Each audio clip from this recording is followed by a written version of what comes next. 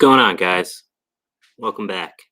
So, as you can see, I'm not in the studio because that was not going to work.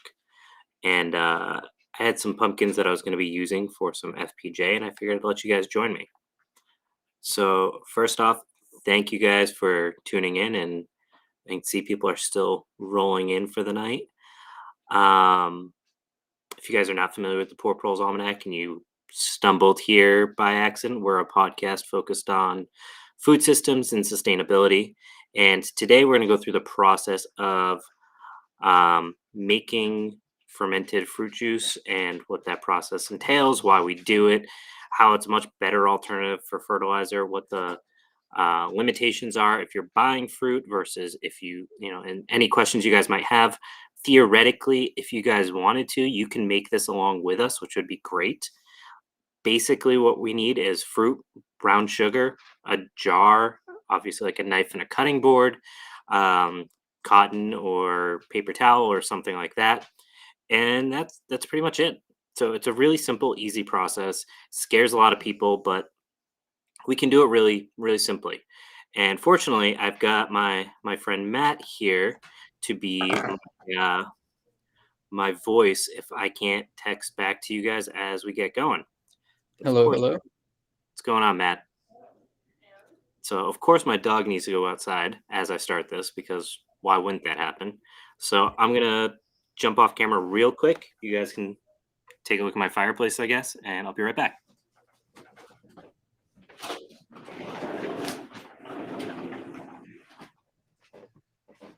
So I want to show off a couple things. So what does the finished product look like? So right here, this is some apple fermented plant juice. You can see me make it in a couple weeks when Matt gets the video up. Additionally, I've got some seaweed fermented plant juice. You can see it's basically like maple syrup. It might actually be a little bit thicker than maple syrup. And when you use it, you're only going to use about 1 teaspoon per gallon of water that you're treating your plants with. So, despite it being like that's not a whole lot. I made this last year and I used it every week. And it basically, I mean, you can kind of see right here, there's a little bit of a line. I used maybe a half an inch of it. So a little bit goes a really long way.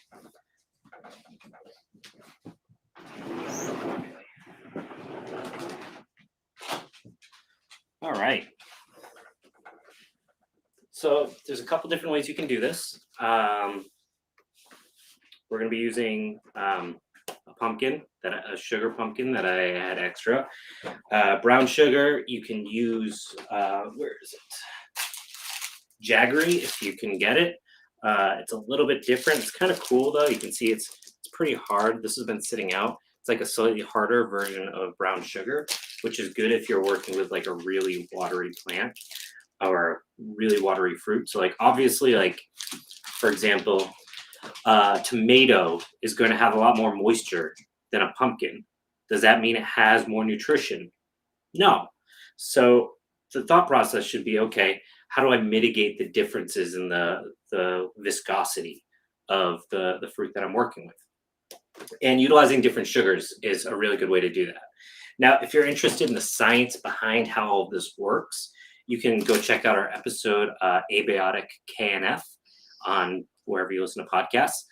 And in that, I go through a lot of the science of how all this stuff works. What are the chemical reactions going on? What are our goals when we're trying to make this kind of stuff? So when we're working with fruits or plants or whatever you might be working with, so if you don't have fruit right now and you've got some plant material, I know most listeners right now are probably in North America, so it's winter. You're not growing anything right now, but if you happen to have stuff, whether it's from a cold frame or whatever it might be, you can use that greenery and make what's called fermented plant juice. It's basically the same thing, except it's for a different part of the plant's growth cycle. So what we're making is specifically for when they're in fruiting mode, whether that's a pumpkin that's fruiting into a pumpkin or an apple tree that's fruiting apples. And it's not even necessarily for the whole fruiting season. It's actually just for about the last half of the fruiting season. And What you're going to do when you make this fermented plant juice or fermented fruit juice is you're going to take a teaspoon of that, put it in with a gallon of water. You're going to probably take a teaspoon of something like water soluble calcium and put that in the water. And that's another easy process we'll probably do one of these lives for. We're also going to put up some content on our YouTube. I actually already have some up on making water soluble calcium out of oyster shells. And then you're going to mix it with a vinegar. So here's a vinegar, and you can make vinegar out of the leftovers from this process. So what's going to happen, and I'll talk through it as we do it. We're going to cut this up. We're going to weigh it. We're going to match it equal pounds or equal weight to brown sugar. Mix it up really good. Put it in a jar. Put a little breathable lid on top. Let it sit out for 4 to 7 days. Drain off the liquid, and this is the liquid. Now, the leftovers from that process, the fruit, the brown sugar, all that stuff that stays in here, that we can add water to, and over 3 or 4 months, it turns into a vinegar. Now, this right here, this banana vinegar is exactly that. And you can see it's got a nice mother right on the bottom. This is probably about a year old. And vinegar has a bunch of great properties. I don't want to go into it right now because if this is all new to you, I don't want to dump too much stuff on you. So first things first, you got to cut up some pumpkin. So pumpkin's an interesting one because it's such a big fruit. And let's cut this in. Here we go. And when we're dealing with like drier fruits like a pumpkin, the general rule is the drier the fruit, the more important it is to cut it kind of small, because when we're working with dry fruits, you want to make sure all that brown sugar has good surface connection and that osmotic pressure can take place. Obviously, we're not going to use these innards, but we might be able to use them for something else on another day. So I'm just going to scrape these out really quick. Didn't really think about the fact that I would have to deal with the seeds, although it makes a lot of sense. Now, one of the things you'll hear a lot when people start talking about making fermented fruit juice is don't buy plants from the store. You say, well, I guess that makes some sense because like they're sprayed with chemicals and all that kind of gross stuff. But there's actually a couple reasons for this. It's not necessarily the chemicals, although they obviously aren't great. But primarily the thing you're concerned about is getting the biology that lives on the fruit. So if we think about it, fruits are kind of like us. They exist on the earth and they're exposed to the elements and they have a relationship with everything around them. So just like washing your hands a ton, it's bad for you because it dries out your skin, but it also kills off the biome on your skin. That biome that naturally evolves on you has a certain balance that helps to protect your skin, has a symbiotic relationship with our body. Now, the same thing happens with fruits. There's tons of stuff in the air that's sitting on your fruit. Now, when you don't have that bacteria, whatever wants to land on it is going to land on it.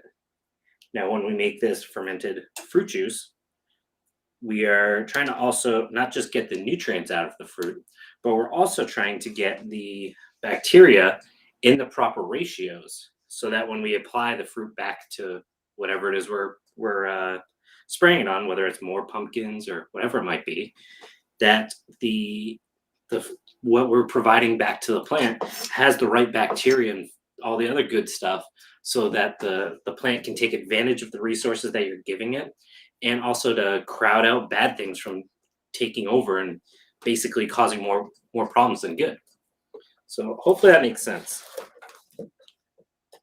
But that said, if you don't have access to fresh fruits, like organic, unsprayed, whatever it might be, whatever you can use is still better than nothing. And especially if this is your first time, it's a good learning experience. So like the banana vinegar, obviously in New England, you can see I have a fireplace in the back. Bananas are not native. There's no way to get natural native bananas here. And that's okay, because for me, that was a trial. I've never made the vinegar before, and I figured why not? And I was actually doing a slide when I didn't need any fermented plant juice at the time. But I was starting to do the story highlights on our Instagram and wanted to make some and kind of showcase that process. So let's put this here for now. I don't think I want to use the whole pumpkin. I think some of this is going to go to the sheep because I don't really need it. I was thinking about it, and all my fermented fruit juices are like sweet fruits. So I wanted to start incorporating some non-sweet fruits for my annual garden. Well, obviously my apple trees and pear trees and peach trees and figs and mulberries and all that do really well with the sweeter fermented plant juices or fermented fruit juices rather. I thought it made a lot of sense to add something that was a little bit different. So I don't need a ton of it, but I do need some of it. So I'll probably end up using about half of this. So hopefully you are, if you're making some as well, going to be cutting along right now. So I'm cutting these about a square inch, half a square inch. So this concoction, generally it's recommended to keep one fruit at a time. And like I said, a little bit goes a long way. If you're using a teaspoon a gallon and you're spraying your leaves, like one gallon of foliar spray will go like, I'd say half an acre. So you're talking about 1 teaspoon an acre a week. So if you're doing this for 4 weeks, all you really need is 4 teaspoons. You don't have to go crazy with it. You don't need that much. Now, if you're using it as a root drench, which is a good option if you're building soils or if you just have a lot of it and you want to use it up, because it lasts like a year, 6 months, depends on how you store it. You can refrigerate this, which I highly recommend. With the refrigeration, you should get at least 6 to 9 months. If you're gonna super saturate it, which just basically means like you take this fermented product and you add more sugar to it. So basically all the living stuff in it is basically turned into like almost jelly without pectin, where everything's basically preserved in that process. You can get it to store basically, as far as I'm concerned, probably indefinitely. So Andy, we have a question here. yeah.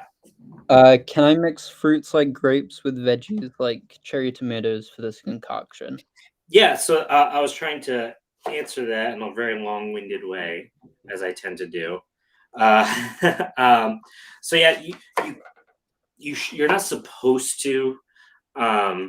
Technically speaking, the term I hear used is then you're making an enzyme solution and not a fermented plant juice. It's interesting. I saw grapes was on that one of the fruits listed, and for whatever reason, grapes are treated as something that shouldn't be um, used as a food or a fertilizer for any other plants but grapes. I don't know why. I can't find an answer why. So I can't. I personally don't care, but I also don't want to not tell you that. And then if something happens, you're like, well, I guess this product sucks and it's bullshit and blah blah blah. I have no logical reason why that would be true, but supposedly that's a thing. It might be due to their disease susceptibility. Yeah, it could be. They could attract certain pathogens or something like that through their enzymatic, structure, profile, whatever it might be.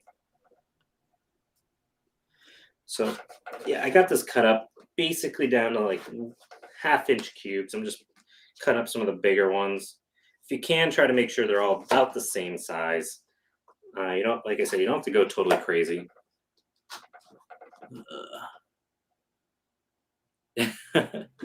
Yeah, you can use, like I said, you can use the grapes. And honestly, if you've got small mason jars, just do separate FPJs or FFJs at the same time.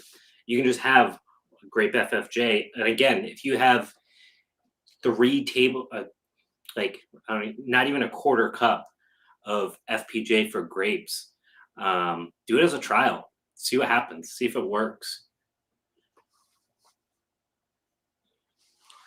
So yeah, the leaf is different. Where if you're making like a fermented plant juice versus a fruit juice, if you have access right now to fresh produce and or fresh greens growing, you can definitely grab the shoots. The shoots are considered to have less starches, more sugars, and more of the enzymes, the growth hormones, things like that. And traditionally in Korean natural farming, and I'm not sure of how much science has validated this at this point. The idea that like the fast growing hormones exist in the shoots, so that way you can basically harvest them and then apply them to the plant you're trying to treat. Again, that's not something I've seen any evidence, science-based evidence to prove. Doesn't mean it's not true. It's just, again, I like to add that addendum so people understand where I try to clarify things that have been scientifically proven, like the ability to actually use these products versus some of the other claims that are made about them that, again, may or may not be true. I'm just not able to tell you that with certainty. So at this point, hopefully you're mostly cut up. I'll give you another minute, and I'm just going to chop up a couple little ones here. And you should be basically done cutting unless you're working with something really tough. Now, keep in mind when you're cutting all this stuff, and we're going to add the brown sugar, when you put it in your jar, whatever you're using to let this ferment, it's important that you leave some airspace. So you want to have some air circulation to the surface area. Generally, the rule of thumb is about 2/3 full. You don't want to go past 2/3 full. Once you start getting closer to that top, you're reducing surface area. Also, your proportion of content versus surface area starts to grow significantly. So you don't want to go much further than that. So what you're going to do, and if you don't have a scale, that's fine. But if you do have a scale, which I do right here, and get that sucker started up, throw your materials right in there.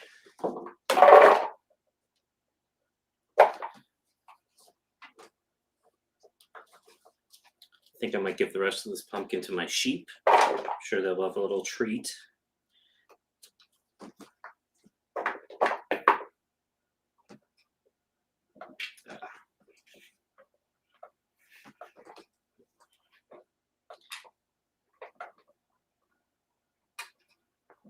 I got a seed stuck in here. I'm just trying to pull it out.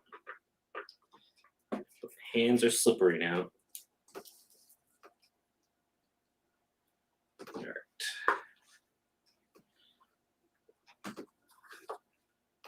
So I've got 15.7 ounces of pumpkin. So what I'm going to do is match that with 15.7 ounces of brown sugar. So what's that? 31.4, which is what? 1 pound, 15.4 ounces, right? So add my brown sugar. So it's equal parts. It's 1 pound, 15.4 ounces.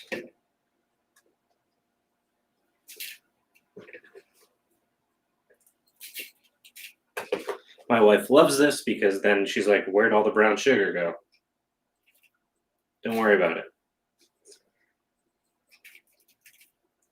All right, perfect. 1 pound, 15 ounces, 15.4 ounces. So here is the fun / nasty / whatever part. So you can see right here, you got your brown sugar, you got your pumpkin. Now what we're gonna do is basically massage this until the sugar turns into a goo. So hopefully you don't get squeamish about mixing stuff together. It's kind of like making an apple pie, except with different fruit. So you're just going to keep mixing it up. And this is why if you can cut it into smaller pieces, especially when you're working drier fruits, go for it. And yep, this will create that osmotic pressure, which is exactly what we're looking for to draw out those nutrients. Kind of wish I maybe cut this a little bit smaller. I knew it was going to be dry, but it's not mixing as well as I'd hoped. But we'll just keep mixing and see what we get.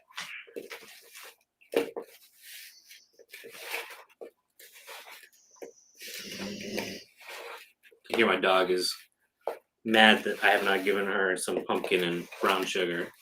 She's like sniffing loudly at me. Yeah, you're just gonna keep mixing this. This will take a little bit.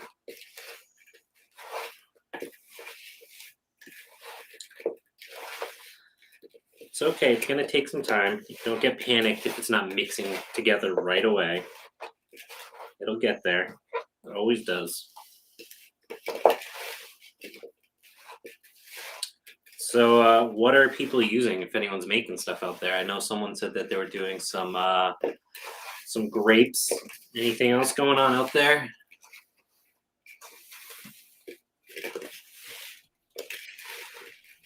We have someone asking about the ratios. What about Sorry. what exactly about the ratios? Just what I guess Oh, what the ratio the is. ratio is it's equal parts by weight. So if you weigh out what your fruit is and it's 2 pounds, that means add 2 pounds of brown sugar. Now, if you don't have a ton of brown sugar, the most important thing to do then is to use all your brown sugar and then weigh out what's left of your fruit, so you're not like shit trying to make it work. Additionally, if you're working with a particularly moist product, you might want to think about what kind of, like I said, you can use something like a turbinado sugar, or you can use brown sugar. Generally, people don't recommend using a white sugar or even like a raw sugar, although like you can. It's just the thing is, with brown sugar, you've added the molasses back in, which has a lot of like nutritional value and those phytochemicals and all that good stuff. If you don't have a scale, you can just kind of eyeball it. The key thing is to make sure you have enough brown sugar. You're better off going with a little bit more brown sugar than not enough. You're going to end up with a much better product, and your risk of having problems is going to be lower. Tomatoes is a good one. I don't do a whole lot with like annual garden fruits and vegetables. I usually end up doing fruits because I spray mostly my orchard more than anything else. But you can see now we're getting someplace good. See, it's starting to get like mushy, and that's what we really want. So it's almost there. You really want to make sure everything is covered. And then there's a couple different options of what we can do next. So we got apples, tomatoes, banana, blackberry. Yeah, IMO 1 through 5 is fun too. I'm a big advocate of like non-traditional IMO harvesting. Despite it being the big thing that like you shouldn't use plastics, like there's a very specific process in harvesting. I've had a lot of luck like going to forests that are like public forests and like scooping up some leaf litter and a little bit of dirt, throwing in a bucket with some rice, and then just keeping them separated by cardboard. And I've gotten some really good collections that way.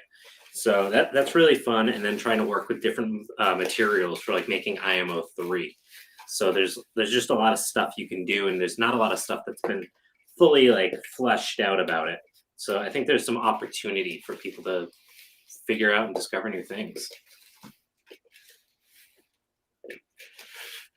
Yeah, the cheese. I've yet to eat the cheese from making LAB, but you definitely can. And I was just, if you guys, Matt, did we upload the FFJ video yet? No, we didn't, right? I don't think so. Yeah, so we made some FFJ with apples, and that'll probably be out soon. And in the process, I start the process of making apple vinegar, basically. And I checked on it right before I started recording, and it's not quite ready yet. Otherwise, I would have brought it up to show it off. But that'll be coming soon, which is pretty cool stuff.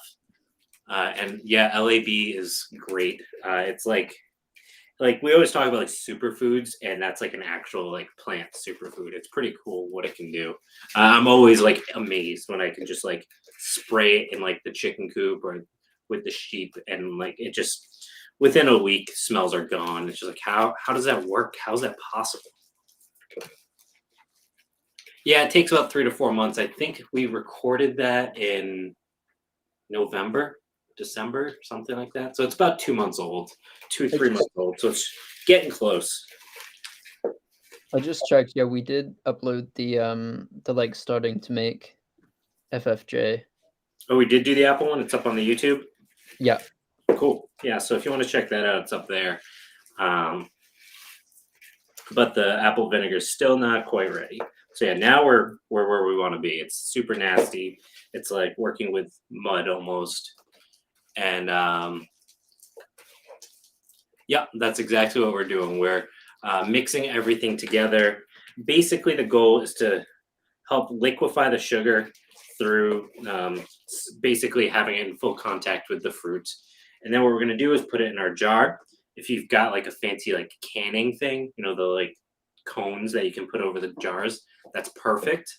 I assume most people don't have one, so I didn't want to be like, hey, if you've got this like very specialized thing, this is how you do it. So I'm not going to do it that way.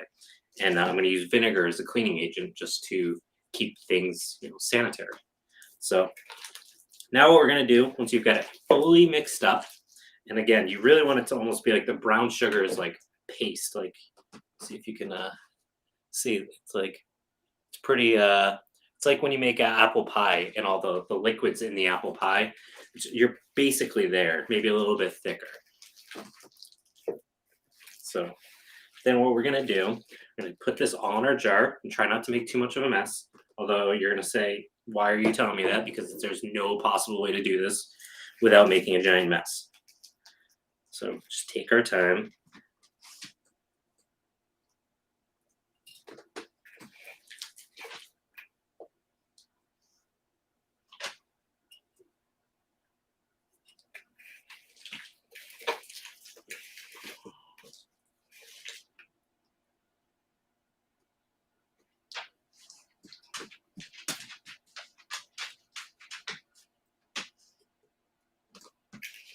Really, you might get some of this after all. I think I might have made a little bit too much for this jar.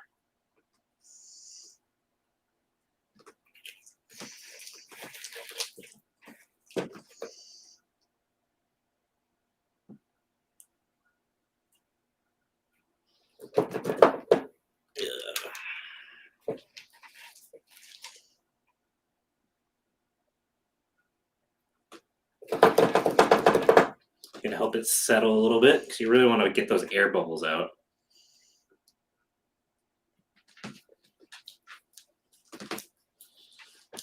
Just try to press it down if you can. And there go. I just undid all the work I did trying to keep it clean, but it's part of the game.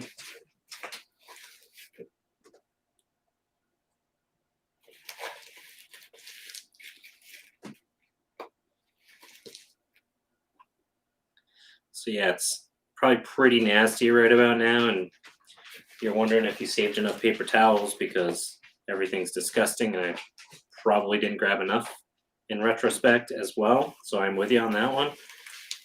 Every time I forget how messy this actually is. So this might be even a little bit overfull. We'll see. See if I can smush it down, get those air bubbles out.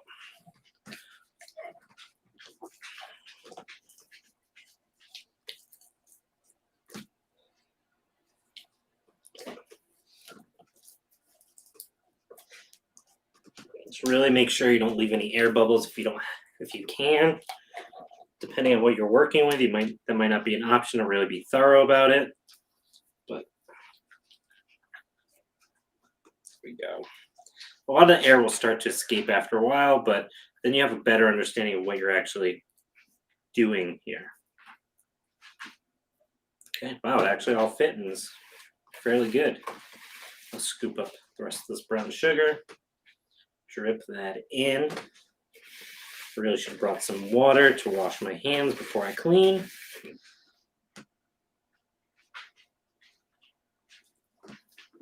There you go. It's like basically a pumpkin pie in a jar.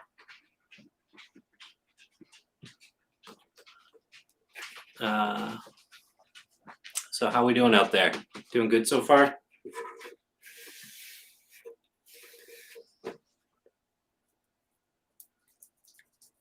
All right, so that should be basically it. Now, let me grab a paper towel.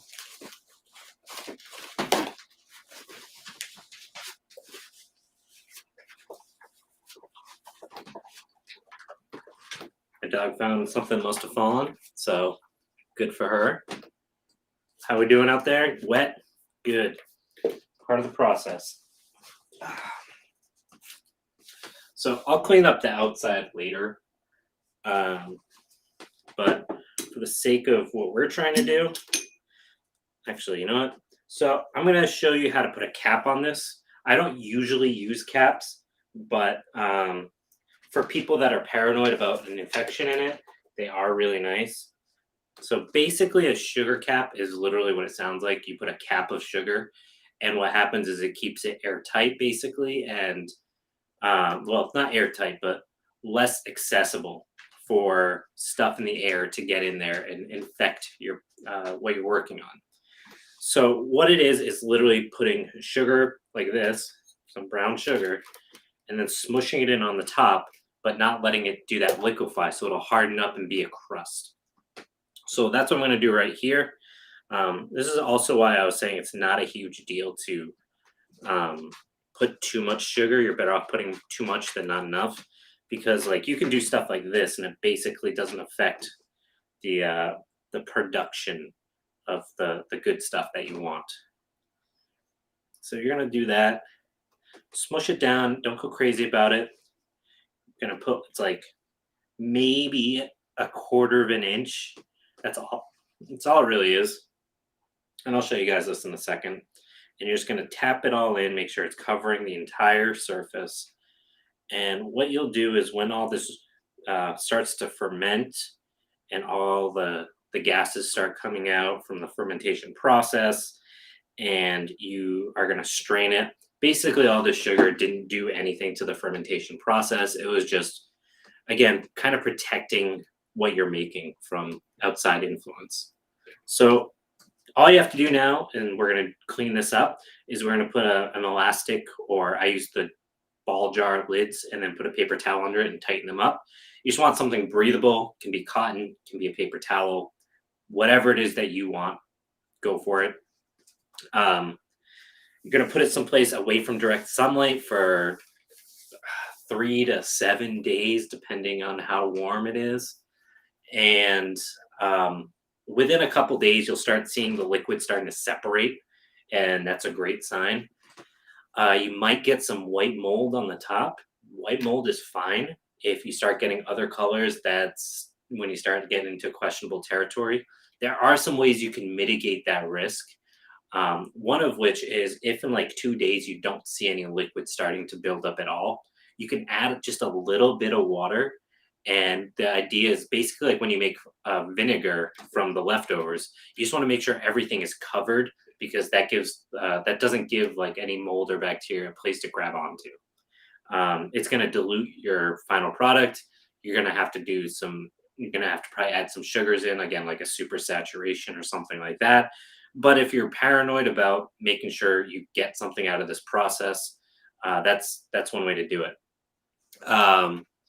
Yeah, and it does get pretty cool to see. It'll add a little bit of like sweet smell. Like it's a slightly fermented smell.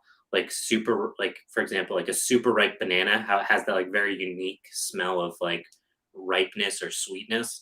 It'll build something like that, which is pretty cool to see in person. So that's basically the process. And then what'll happen is in like 3 to 7 days, you'll get to a point where you see the liquid level, like at say day 4 or 5. What you might want to do is take like a marker and just mark the level where the water is or the liquid is, and you'll just watch it. And if it stops going up, that means it's done. And all you're going to get from letting it sit longer is continuing the risk of like an infection. And since you don't want that, the second you see that in the day it's not going up anymore, it's time to pull the plug, and then you're going to want to drain it out. Obviously, I don't have anything right now to drain out, and you guys don't either, but it's a really simple process. All you're doing is literally like taking this jar, tipping it upside down over a funnel with like a mesh cloth or something like that, You're not squeezing anything out. You're literally just letting the liquid come out. Give it a couple hours so everything naturally comes out. You don't want to squeeze anything because through the osmotic pressure, and again, you can go check our episode, Abiotic KNF, where I talk a little bit in more detail about it. There's a very specific reason why stuff is staying in the material and other stuff is coming out. And the stuff that's coming out is what you want. So hopefully at this point, if you guys wanted to do the cap on your fermented fruit juice, you've done that. If you haven't and you don't want to, that's fine too. I've never actually really done one before. It's a very simple process. I don't care that much if it goes bad. It is what it is. But if for you you're using fruit from your garden, or again like a pumpkin, and you're like, well, we don't grow a lot. I don't want to waste it. I get it. You don't want to waste it, so do what you got to do. Now we got to clean up a little bit around it. So when you make this stuff and you store it, you can store it at room temperature from like 3 to 6 months. Again, keep it out of direct sunlight, just like when you're letting it ferment. You can put it in the fridge and it'll go from 6 months to a year is usually the shelf life they'll give you. If you super saturate it, which is after you extract this in a week, you can basically add equal weight brown sugar again, and that basically syrup becomes like jelly without pectin, and that can store, as far as I'm aware, basically indefinitely. I've never done it. I always make very small batches, pretty much, and like this is gonna be. I will probably get out of this much, and you say, oh well, that's not a lot. Well, again, if you're using a teaspoon a gallon, and a gallon can go a long way because you're spraying the leaves, or even if you do a gallon or gallon like root drench or whatever, you're just dumping a gallon of water on the roots of your plants. I mean, how many teaspoons are in this? Like 200. That's going to go a long way, especially with fermented fruit juice versus plant juice. You're only using it for like the last 3 or 4 weeks of the fruiting cycle. You're not using it for the entire grow season. So basically, if you're making it right now and you're going to use it next fall, unless you're working on like multiple acres, whatever you're making today is probably going to make it before it goes bad. Exactly. You're basically with the super saturation process, storing the biological life, you've basically dehydrated everything from it, so it can't do anything. It's suspended, and that's what we're trying to do. So obviously, because I am not near my sink and I don't want to go to my sink and come back, well, I'm going to go to my sink and come back. So I will be right back. Enjoy my fireplace.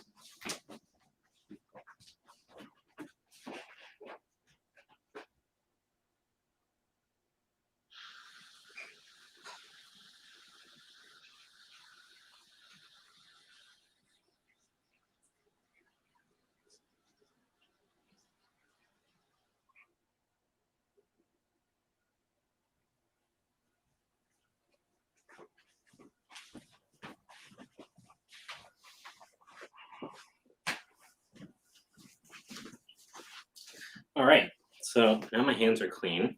Now, if we want to clean this up, what we can do is just use a paper towel and or rag or whatever you got. Some vinegar will do enough to clean what we need. And then we just want to wipe everything down.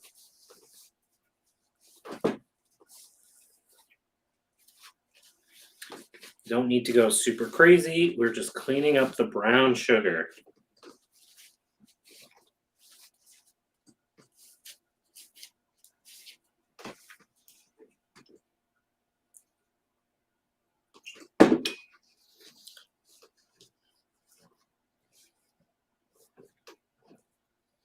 Then we're also going to want to try to get inside the jar as well.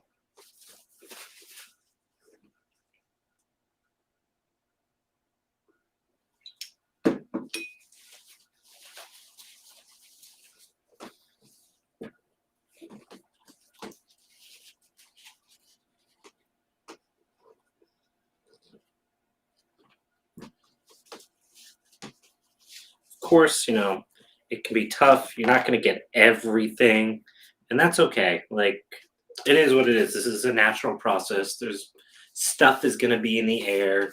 The surfaces aren't going to be perfectly sanitary. We're just trying to do the best we can. And of course, I used all my paper towels. So I'm going to go grab one more paper towel.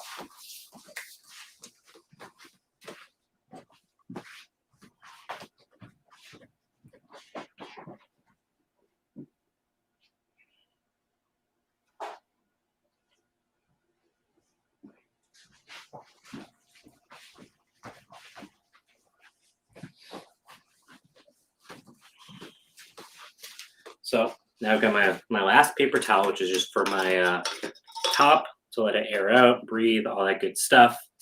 Just do that. There you go. You can just rip it right there. If you want, put your date on it with a marker, and that's pretty much it.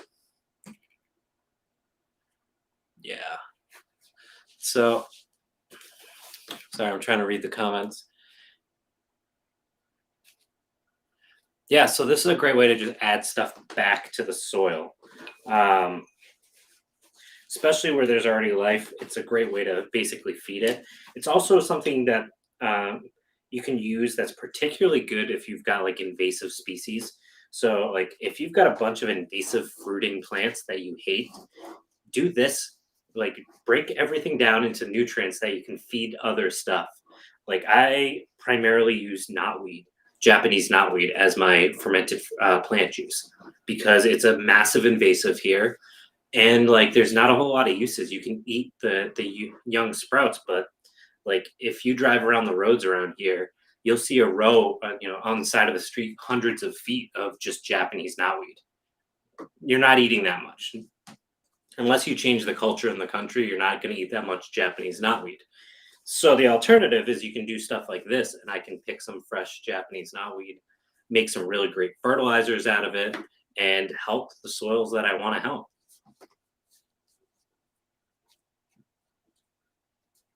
So overripe fruits are fine. Yeah, as long as they're not rotten, as long as you don't have any like fungus growing on them, mold, anything like that. That's the thing. Again, just like this process, you're trying to we're cleaning it because we don't want to have those problems. So if you're introducing fruits that already have those, you can't use them. So that's pretty much it. Now what we're going to do is store this for 3 to 7 days, depending on temperature and location, fruit type, and kind of sometimes just like dumb luck. Usually for me, 4 days, 4 or 5 days. Keep it out of direct sunlight. And like I said, you'll know because you'll start to see that the liquid isn't changing when it's sitting around. So are you talking about the leftover fruit, or in this case, pumpkin? If you're making like this, you can make a vinegar. So basically what that process is you can take, just let's say this is already strained, you would fill it back up. So however much liquid you took out, you're gonna add double that amount of liquid. So if you took out a, say, half cup of liquid, you're gonna add 1 cup of liquid, and you're gonna make a pumpkin vinegar. And you can see right here, this is a year-old vinegar I made a while back. It's got this beautiful mother. Let's see, can you see it? Yeah, right there. Just flopping around in there like a pancake. And yeah, that's fresh fruit, live vinegar, basically. With the sugar cap. So again, I don't do a whole lot with the sugar caps. I've never needed to. As far as I'm concerned, if they get liquefied, it's fine.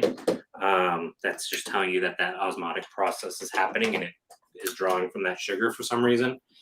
The vinegar, like this, you could theoretically use it in cooking.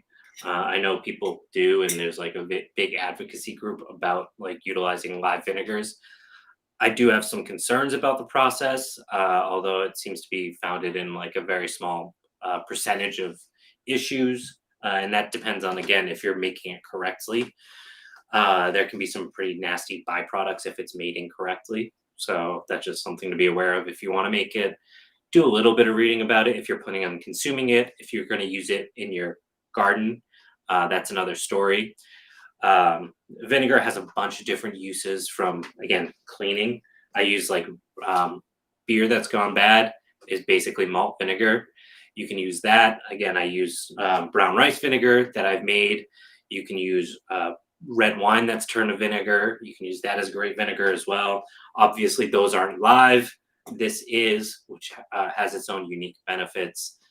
When you utilize stuff like fermented plant juice and fermented fruit juice, what's important to understand is you don't usually use them like as a solo product. You're not going to put just a teaspoon of pumpkin fermented fruit juice and just spray the garden.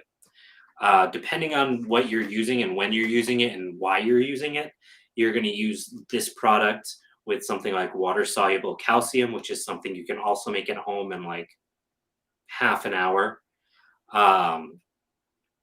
You would use it with like a seaweed or a seawater, like a salt water, and you don't have to have the ocean nearby. You can make salt water at home. You would add vinegar to it. There's a number of different things you might be using to basically make these recipes that are a part of KNF. And together, you might spend, I don't know, this is probably like $1.50 worth of brown sugar, and you just paid for your fertilizer bill for the last third of the gardening year.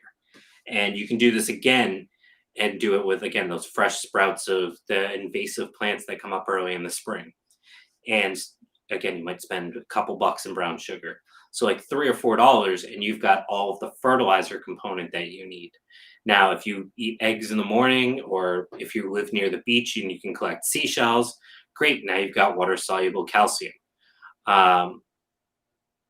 Yes, you can. So when the thing is, if you use the live vinegar with something like an eggshell, you're probably not going to get much of the benefit of the live vinegar. It's still going to be vinegar, and it's going to do all the stuff that vinegar has to do. And it'll have some like micronutrients and things like that. But in terms of like the live bacteria and all that stuff, that probably won't be helpful. I usually use malt vinegar when I make like water soluble calcium. You can make water soluble phosphorus. There's a bunch of different stuff. LAB we've talked about so far tonight. There's just a lot of different things that you can utilize, and you could spend like $20 and have enough gardening material or fertilizer inputs for like a year, 2 years, and it'll be better quality than anything that you would get at the store. And what's important to understand when we're using stuff like fermented fruit juices, if you think about it, especially if you're growing or utilizing stuff like, if I'm going to use this just for example on just a pumpkin patch, I'm not going to use it with anything else, just a pumpkin patch. This fermented fruit juice is going to have the exact nutrients and the exact ratios with the exact bacteria and fungi in the exact ratios that those plants need. Like, there is literally nothing better you could do for a plant than to be like, this has all the things a pumpkin needs to grow, right? Because it grew. Now you're adding that back into the plant or into a new plant. And those plants already have 90, 95, maybe 99% of the nutrients they need. But by providing this, you're filling those gaps perfectly because you're providing everything they need with the right ratios to be able to deliver those minerals and nutrients with that bacterial and fungi relationship. So that's basically the process and kind of the thought process behind a lot of Korean natural farming. And if you're new to this, you haven't listened to the episodes, you can go check out. We have 2 episodes, and we really just touch on the surface and explain the science behind these basic premises. Because once you understand how to do this, like I said, fermented plant juice, all you have to do is swap out this for whatever plant you want to use. And it's the exact same thing because it's the chemistry behind it that makes it work. So, let's see, you want to be able to deliver it. Exactly. So you've got a lot of stuff that you can use by harvest, especially if you're harvesting stuff from your own garden or a farm nearby that doesn't spray or whatever, because it has those bacteria and fungi relationships on the surface of the plant that wouldn't exist with something that's out at a orchard 5,000 miles away and is sprayed with pesticides and all sorts of crap. That doesn't mean if you that's all you have that's available that it's necessarily bad. It's just going to be a little bit more limited than something that you grew yourself. So if you wanted to grow sugar snap peas this year, I could go pick up some from the market and target nutrients for that plant. Basically, yeah. Obviously, when you're talking about something from the market, if it's something that you can get someplace where you know that they haven't been treated heavily, that's great. If not, it's still going to have the nutrients. It's just not going to be. It's not going to have the bacteria and fungi and all of that stuff. So it's not going to be quite as productive or helpful. It doesn't mean it won't be helpful. It just won't be as good. So if this is your first year gardening and you don't have access to those things, like go with the stuff you can get your hands on. It doesn't matter that it's not perfect. It's better than the alternative. So let's see. This will be up on YouTube. All of our Twitch stuff goes to YouTube immediately after. So I was curious to see how many people would show up. I know this is very niche, and it'd be interesting to see if people thought it was interesting. If you do want to see more of this stuff, I'm happy to do it. It's fun. It's interesting. I enjoy doing it, and I definitely would like to do more of it. But I wanted to make sure people wanted to see it. So we'll probably do something on water-soluble calcium, water-soluble phosphorus. I can do some LAB. I'm just going to end up sending everything to Matt. He's just going to be like, why do I have all these inputs? But yeah, that's pretty much it. So if you guys are watching this, you haven't listened to the podcast, go check it out. We have a really great episode coming out with Farmer Rishi on Sunday. And next week, we're going to be doing some other really great stuff. On Tuesday, we're going to be doing another Twitch with Vibe Rider, who is going to talk about patching clothes, resizing clothes, things like that. So that'll be a really cool thing to check out if you're wearing old clothes and you want to make sure they last a little bit longer. You want to have some basic skills. Great resource. Lastly, if you don't support us on Patreon and you want to, contribute something to, continue seeing this kind of stuff come out, go check us out on Patreon. It pays our bills. It helps to make it so we have better equipment, more resources available, all that important and good stuff. So hopefully you guys feel like this was fun. You learned a lot. It wasn't scary. It was very accessible. And I'm looking forward to seeing you guys on Tuesday, and hopefully we'll do some more of this stuff in the future. So if you guys have any questions, let me know now or forever hold your peace.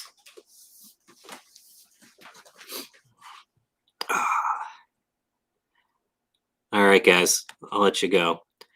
Have fun, and make sure you check in on your FFJ and tag us if you're making some or you're posting some on your Instagram or Facebook or wherever you're watching this so we can check it out. Thanks, guys.